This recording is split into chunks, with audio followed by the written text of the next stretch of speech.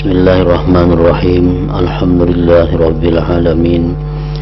Wa bihi nasta'in ala umurid dunya waddin. Wassalatu wassalam ala asyrafil anbiya wal mursalin sayyidina wa habibina wa maulana Muhammadin wa ala alihi wa sahbihi ajma'in. Amma ba'd. Pasal keempat, yaitu hati, anggota tubuh yang wajib kita pelihara, wajib dijaga selain mulut, mata dan telinga, yaitu hati.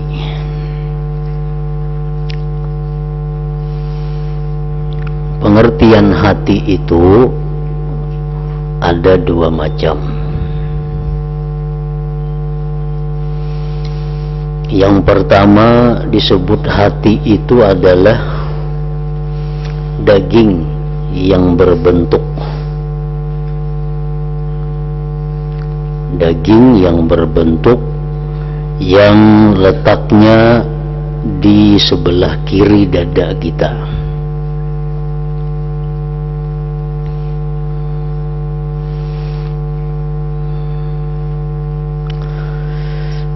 Hati yang ini ada pada binatang,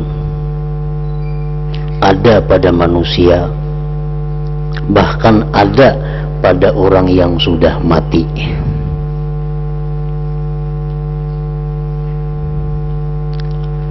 Sihat dan sakitnya hati yang ini urusan dokter.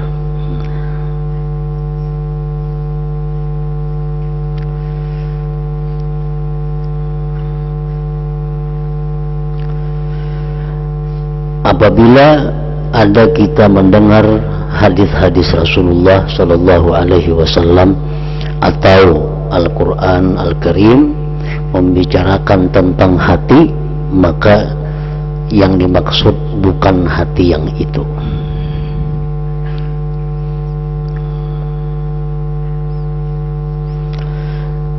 Yang kedua, hati itu artinya adalah latifatun rabbaniyatun ruhaniyah.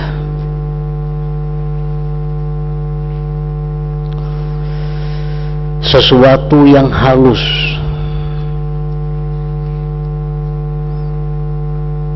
yang sifatnya adalah ketuhanan dan sifatnya rohani. Baginya ada hubungan dengan hati yang makna pertama tadi. Hati yang kedua inilah hakikatnya manusia. Tidak ada pada binatang dan tidak ada pada orang yang sudah mati. Apabila Al-Quran membicarakan tentang hati atau hadis Rasulullah Sallallahu Alaihi Wasallam bicara tentang hati, maka yang dimaksud itu adalah hati yang kedua ini.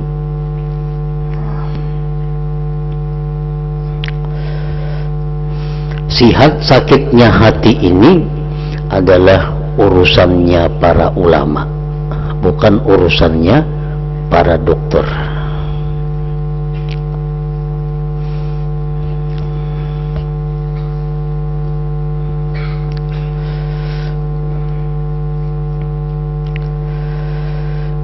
Yang wajib kita jaga, yang wajib kita awasi selalu adalah hati yang makna kedua ini. Latifatun rabbaniyatun rohaniyah. Di mana andaknya kita kada tahu, karena itu urusan ketuhanan. Tetapi hati yang makna kedua ini ada hubungan kepada hati yang pertama, yang daging yang di sebelah kiri dada kita. Ini ada kontak, ada hubungan ke situ. Namun bukan itu yang dimaksud hati, dan hati yang sebenarnya bukan berbentuk seperti itu. Cuma ada hubungan benar aja.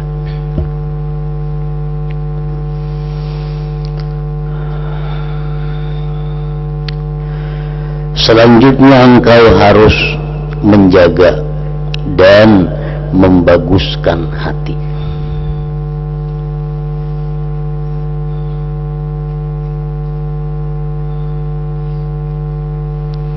Serta mengawasi gerak-gerik hati dengan pengawasan yang sebaik-baiknya dan dengan memeras kekuatan. Nah, jadi menjaga hati, mengawasi hati itu lebih sulit daripada kita menjaga mata, menjaga telinga. Sebab mata kalau kita tutup beberapa jam, hati kita telinga kita tapali, menjaga mulut kita perban, selesai sudah. Tapi kalau hati kadang-kadang ditutupi, ini akan menimbulkan geritik-geritik, prasangka-prasangka, khayalan-khayalan yang kadang-kadang kita bendung. Nah, maka itu menjaga hati, mengawasinya itu adalah sesuatu yang sangat penting, namun sangat sulit dan memerlukan kekuatan.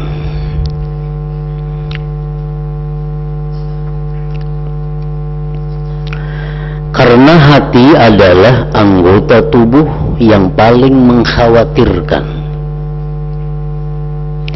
dan paling banyak pengaruhnya. Di antara seluruh anggota-anggota badan ini, hati yang paling berpengaruh, paling rumit urusannya,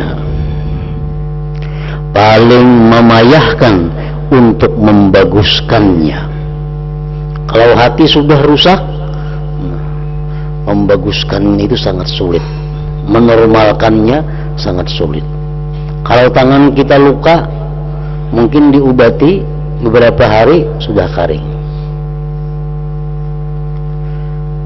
Tapi kalau hati kita nang rusak, hati kita nang luka, membaikinya itu sulit, payah. Paling memayahkan untuk membaguskannya dan paling sulit perawatannya.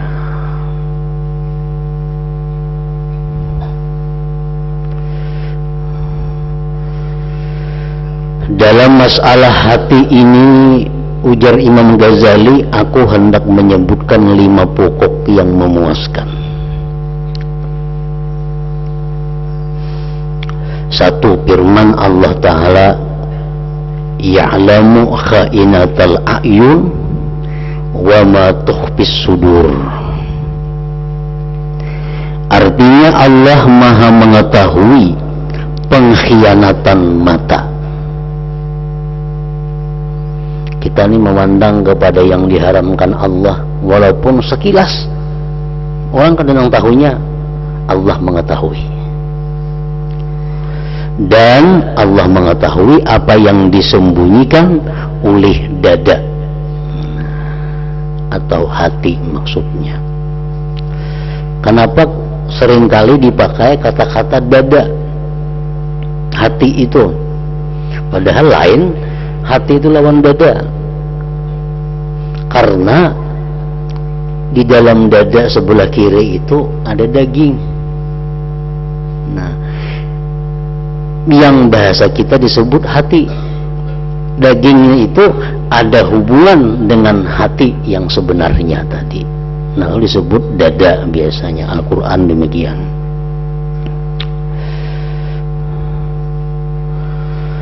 Wallahu ya'lamu ma fi qulubikum, artinya Allah Maha mengetahui apa yang ada dalam hati kalian.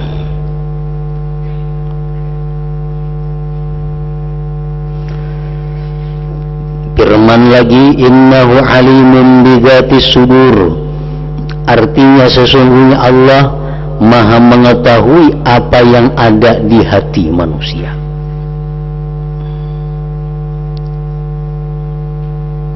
Karena sifatnya hati tadi kan latifatun rabbaniyatun. Hati itu sesuatu yang sangat halus, yang sifatnya nisbahnya adalah kepada Tuhan. Nah, jadi apapun yang ada dalam hati Tuhan tahu, karena itu sifatnya Rabbaniyah.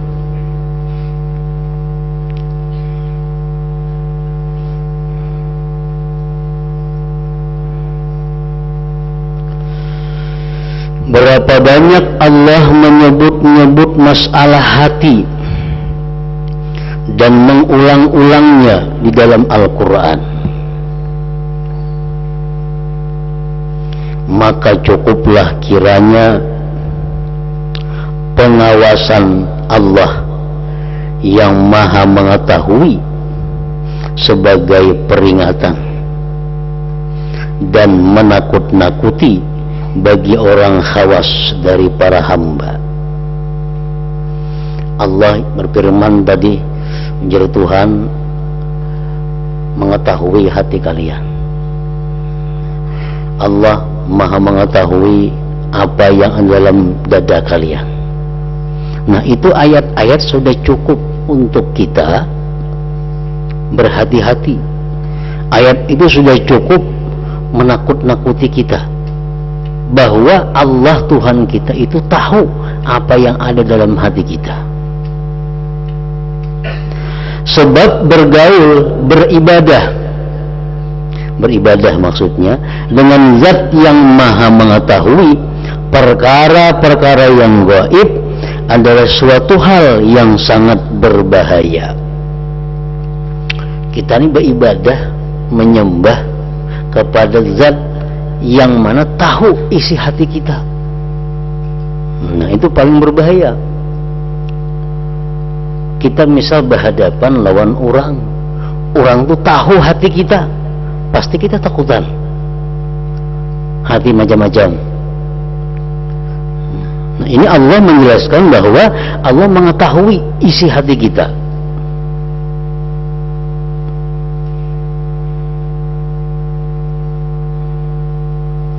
Misalnya kita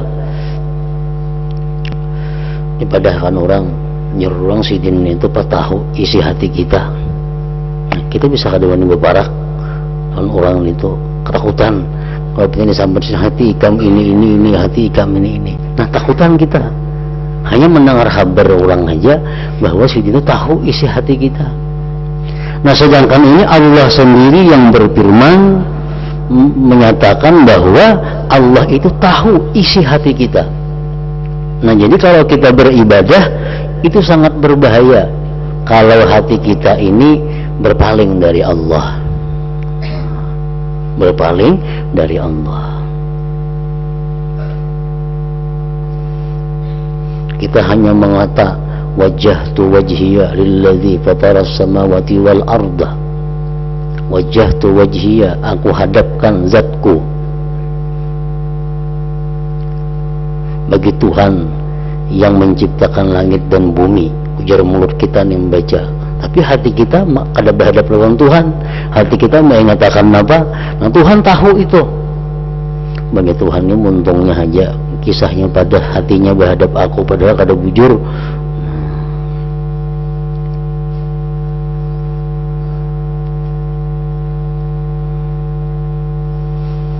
Inna salati wa nusuki wa mahyaya wa mamati lillahi rabbil alamin.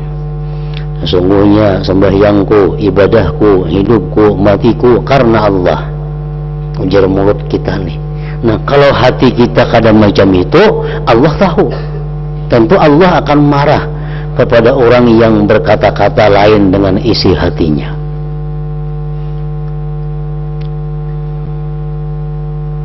Ada usaha Tuhan, kita manusia aja. Manusia ini memuji-muji kita di mulutnya, tapi hatinya benci lawan kita. Andai kata kita tahu, kita akan marah besar kepada orang itu. Kita sudah akan munafik, itu muntung aja baik, hatinya maka nah pasti kayak itu.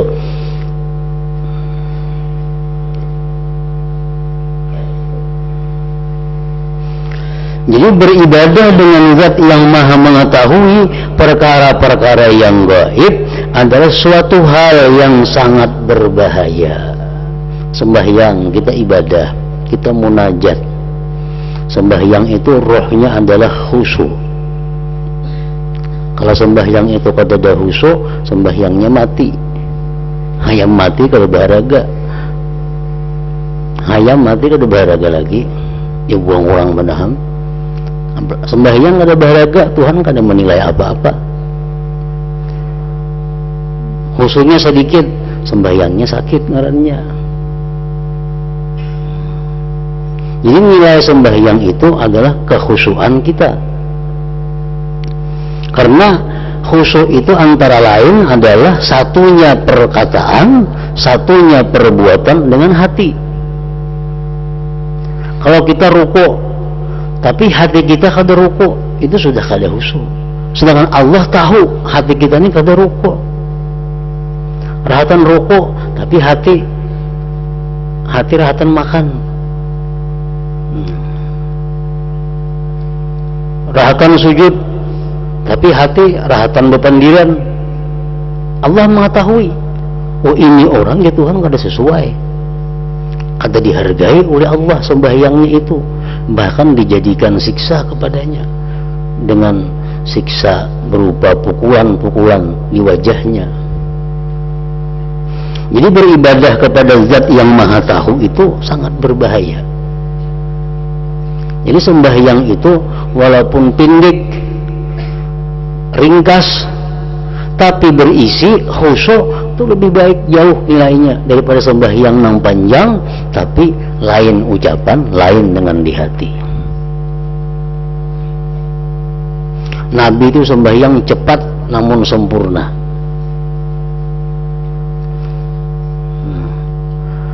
Kalau lambat-lambat sembahyang lambat, sembahyang hati kalau kasih tuh kamariainya.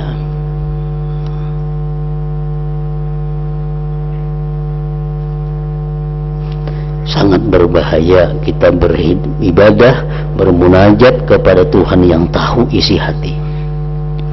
Karena itu perhatikanlah apa yang diketahui Allah dari hati Anda. Sabda Rasulullah sallallahu alaihi wasallam, innallaha la yanzuru ila suwarikum wa absyarikum wa innama yanzuru ila qulubikum. Artinya sungguh Allah Ta'ala tidaklah memandang kepada bentuk kalian. Bentuk kalian artinya rupa, badan jasmani. Allah kan memandang itu. Mesti orangnya hirang, mesti orangnya kada sempurna, mesti orangnya kada bungas, hatinya baik. Nah itu dipandang Allah hatinya. Wa absyarikum, Allah tidak memandang kepada bentuk kalian dan kulit kalian. Mulus kulit tapi sembahyangnya kada karuan, kada dihargai Tuhan. Hibak lawan jerawat tapi sembahyangnya khusyuk, dihargai Tuhan. Tuhan kan memandang itunya. Lain manusia. Nah manusia memandang zahirnya. Amun mana bajerawat kada khusyuk, habuang itu dubul ngarannya. Kada duanya kada dipandang.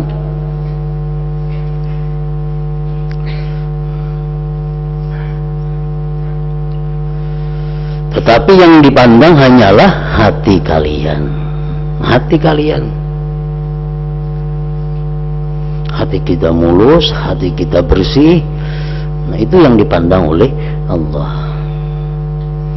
Nah jadi andai kata kita beribadah kepada Allah, sebelum Allah itu menganggap kita ini sembahyang, sebelum Allah melihat gerak-gerik kita, sebelum Allah memandang rukun-rukunnya, yang dipandang Allah pertama-tama dahulu hati.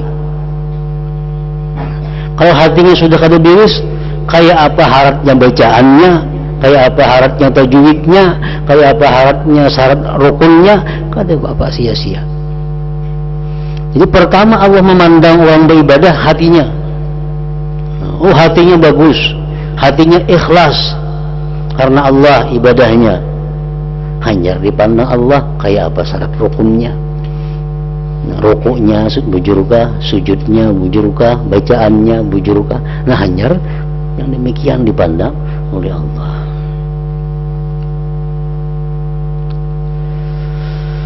Kalau begitu, hatilah sasaran pandangan Tuhan, seru sekalian alam. Jadi sungguh mengherankan orang yang hanya menaruh perhatian kepada wajahnya, yang merupakan sasaran pandangan manusia. Ia membasuhnya, membersihkannya dari semua kotoran, dan menghiasnya sebisa-bisanya supaya tidak tercela dalam pandangan manusia. Sementara itu, ia sama sekali tidak menaruh perhatian kepada hatinya yang merupakan sasaran pandangan Tuhan penguasa alam.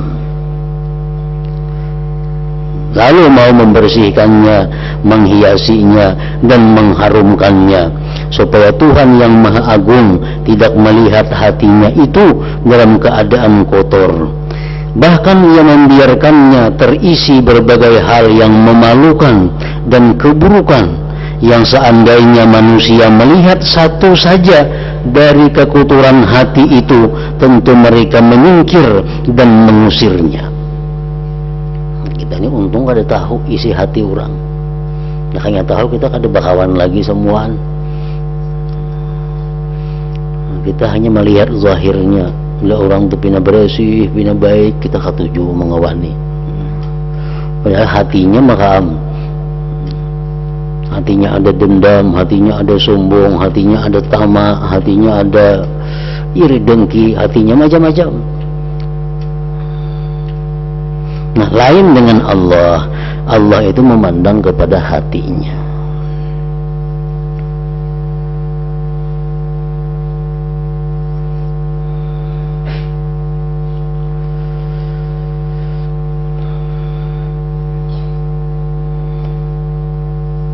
Mudah-mudahan Allah Ta'ala berkenan memberikan pertolongan kepada kita.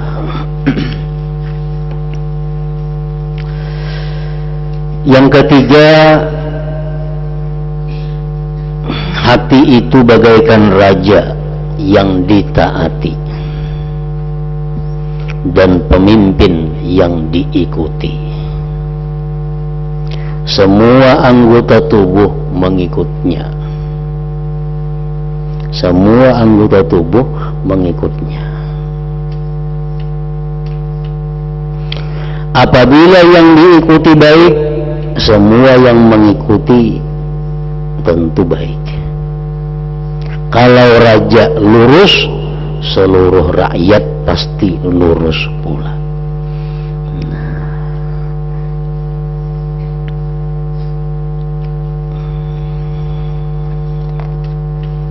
Ini alasan yang ketiga, kenapa kita mesti menjaga, membersihkan, membaguskan hati. Pertama, karena Tuhan mengetahui hati. Yang kedua, karena hati merupakan pandangan pertama dari Allah. Yang ketiga, karena hati itu bagaikan raja yang diikuti oleh anggota tubuh lainnya. Bila si hati ini baik, baiklah seluruhnya. Keterangan seperti ini telah disebutkan dalam sebuah hadis yang diriwayatkan dari Rasulullah sallallahu alaihi wasallam. Beliau bersabda, "Inna fil jasadi mudghatan idza salahat atau saluhal jasadu kulluh wa idza fasadat fasadal jasadu kulluhu ala wahiyal qalbu." Artinya, di dalam jasad manusia itu terdapat segumpal daging. Segumpal daging. Iya ngarannya hati nang makna pertama.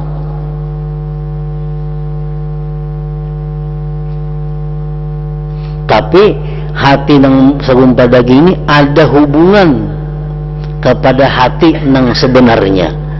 Nah, makanya di sini Nabi mengucapkan segumpal daging.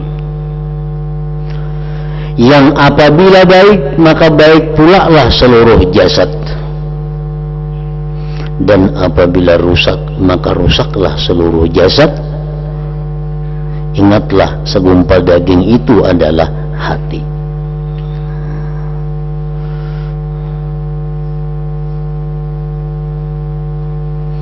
Jadi mengatakan bahwa nengaran hati itu sebenarnya adalah bukan segumpal daging itu, tetapi cuma ada hubungan aja, ada hubungan. Hati itu kalau diganti yang daging itu, oh ini ada sudah kemajuan bahwa hati ini diganti, hati ini rusak, penyakit ditatang. Ada orang mati yang hatinya baik, diambil hatinya, sambung pulang, tetapnya hafal Quran, ayat Quran tetap hafal, ingatan-ingatannya rukun-rukun tetap ingat. Berarti lain itu maksudnya hati yang sebenarnya tadi, ia latifatun rabbaniyatun tadi, cuma ada hubungannya ke situ.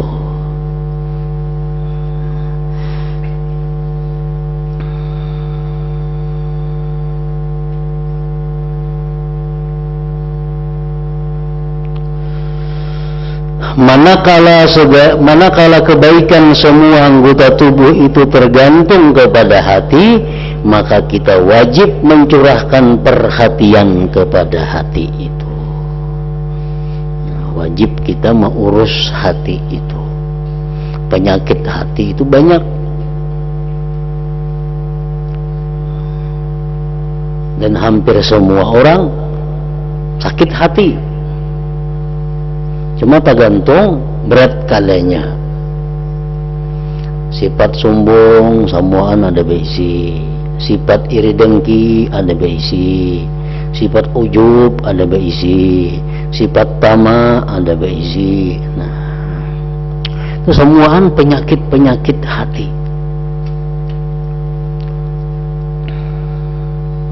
Makanya para ulama mengajarkan kepada kita, di samping usaha-usaha ilmu-ilmu untuk memperbaiki hati itu, mereka pun mengajarkan doa-doa permohonan kepada Allah. Seperti doa yang sering kita dengar, Allahumma ya Rabbi bijahi nabiyikal Mustafa wa rasulikal murtada tahhir qulubana an kulli wasbin yubaiduna an musyahadatika wa mahabbatik. Itu salah satu pengobatan hati.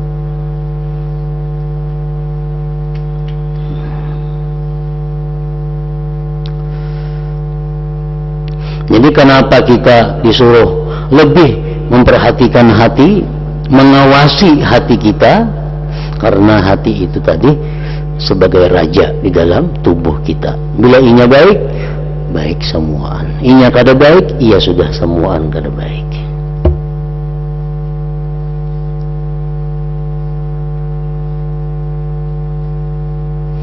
Nah, di situ perbedaan lawan hati nang makna pertama tadi. Hati nang daging itu, hati daging itu kalau nya rusak, kalau nya sakit, sakit seluruh tubuh kita. Tapi kalau hati sihat, kada tentu kita sihat. Bisa jantung kah, bisa ginjal kah pulang, bisa penyakit paru-paru kah, penyakit apakah, kada mesti. Itu kalau hati nang makna pertama tadi. Nah, kalau hati makna nang kedua, kalau itu baik, baik seluruh tubuh. Kalau itu rusak, rusak seluruh tubuh. Nah, itu hati nang makna kedua atau hakikatul insan, hakikatnya manusia. Yang keempat, kenapa kita disuruh mengurus menjaga hati ini? Hati adalah tempat penyimpanan segala mutiara indah yang mahal harganya dan semua perkara penting bagi seseorang. Hati tempat penyimpanan hafalan-hafalan tentang Al-Quran, ilmu-ilmu dan sebagainya itu di hati anaknya. Hati nang makna yang kedua. Makanya itu kalau hati makna pertama itu ada masalah, dihurupakan hati lawan si A si B kada berubah. Nah, tapi aja hafalan ini. Makanya hati itu penyimpanan itu kita mencari hati orang alim, menyenang ganti pasangan kita jadi alim kita. Tapi kada hati itu. Anak harap bahasa Inggris, cari hati orang Inggris pasang, harap bahasa Inggris kita ada belajar. Tapi kada hati itu nang menyimpan ilmu, lain hatinya. Hati nang makna kedua, makna latifatun rabbaniyah. Hati adalah tempat penyimpanan segala mutiara indah yang mahal harganya dan semua perkara penting bagi seseorang. Yang pertama adalah akal. Nah, akal ini andaknya di hati. Hati nang latifah rabbaniyah. Akal.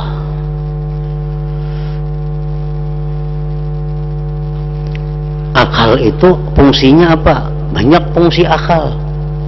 Salah satunya mahallul idrak, tempat memperdapati.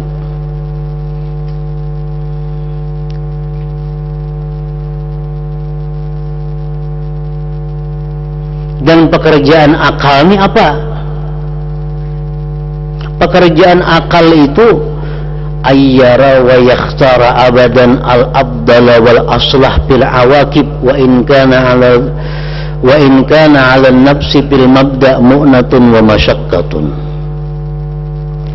Akal ini fungsinya adalah memilihkan lawan kita nang terbaik untuk masa depan, sekalipun pada permulaannya sakit terhadap diri kita. Nah, itu fungsi akal. Bila kita mengambil sesuatu yang sifatnya nyaman tapi akhirnya bahaya, itu lain akal. Lain akal itu hawa nafsu ngarannya. Kalau akal kada mau, ini pasti dipikirkannya nang masa depannya, walaupun awalnya sakit kada jadi masalah. Nah, itu si akal ini. Nah, akal itu andaknya di dalam hati.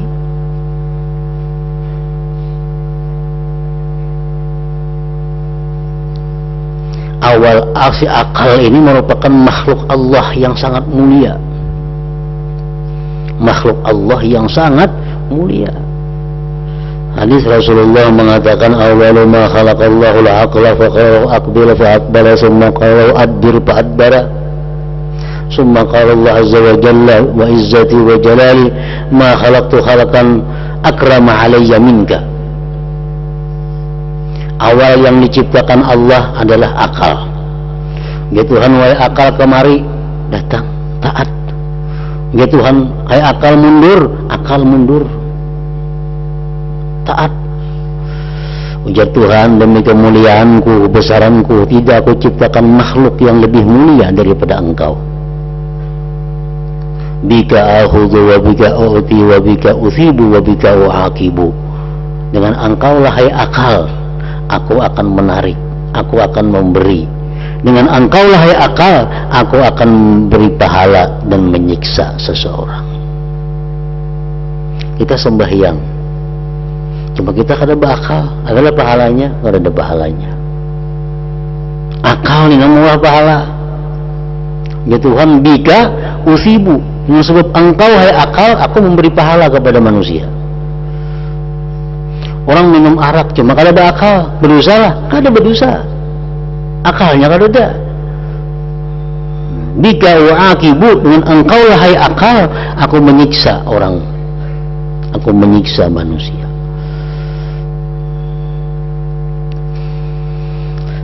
Nah, jadi hati ini perlu diawasi, perlu dijaga, karena di dalam hati itu ada barang-barang berharga, salah satunya akal.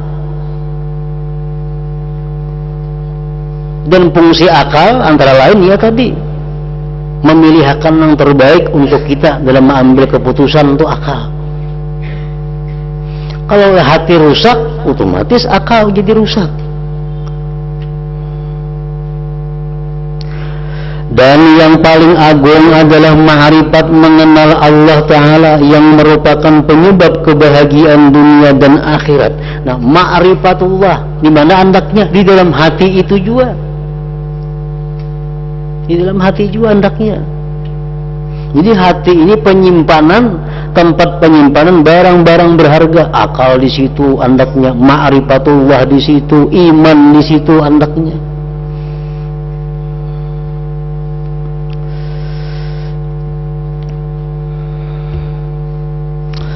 Kemudian penglihatan hati yang menyebabkan bisa maju dan memperoleh kedudukan di hadapan Allah Ta'ala. Itu di dalam hati juga hendaknya. Dalam hati itu ada mata, ngarannya mata hati. Nah, itu bisa melihat hal-hal yang di luar daripada panca indera. Ketajaman mata hati seseorang, tahu apa yang ada di belakang sana, tahu apa yang ada di sana, mata hatinya bisa melihat. Itu andaknya di hati. Kemudian niat yang bersih dalam melakukan bermacam-macam ketaatan, ikhlas, andaknya di mana? Dalam hati juga, yang ada kaitannya dengan ganjaran yang tak pernah putus. Kemudian beraneka ilmu di mana hendaknya? Di dalam hati tadi juga. Bila hatinya rusak, ilmunya pun ikut rusak. Karena Nabi bila itu rusak, seluruhnya jadi rusak. Dan hikmah tidak hendaknya pun di dalam hati juga. Hikmah itu, ujar Imam Al-Khazin mengatakan, lebih khusus daripada ilmu. Banyak orang punya ilmu, tapi kelakuan akhlaknya kada bujur.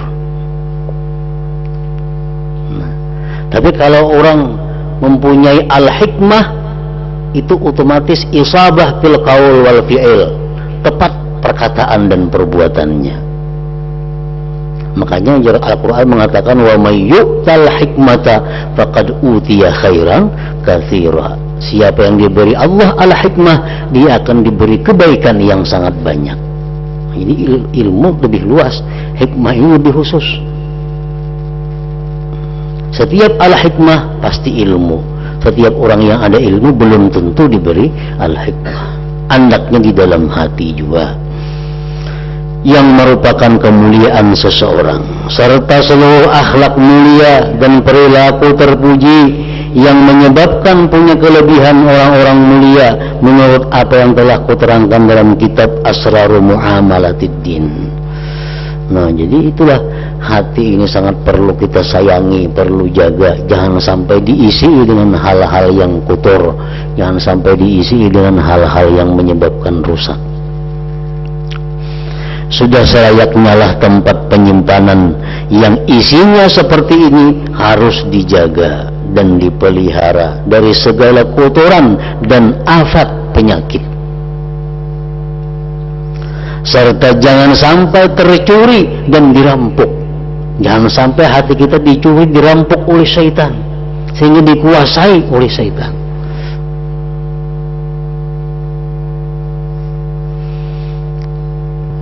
Kan hati kita sebelah kanan malaikat, sebelah kirinya ada syaitan. Selalu berebut hendak mengambil itunya. Jangan sampai dirampok oleh syaitan.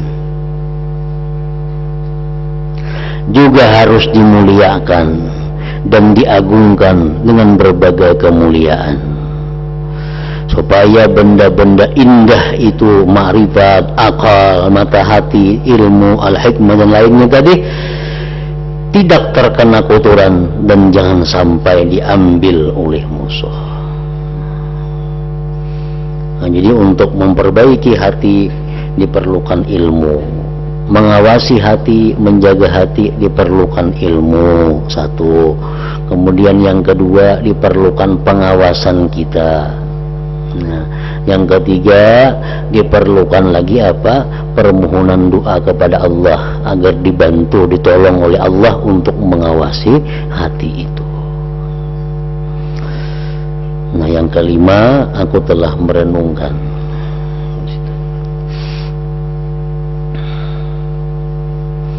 ila hadratin Nabi sallallahu alaihi wasallam kiramil Fatihah.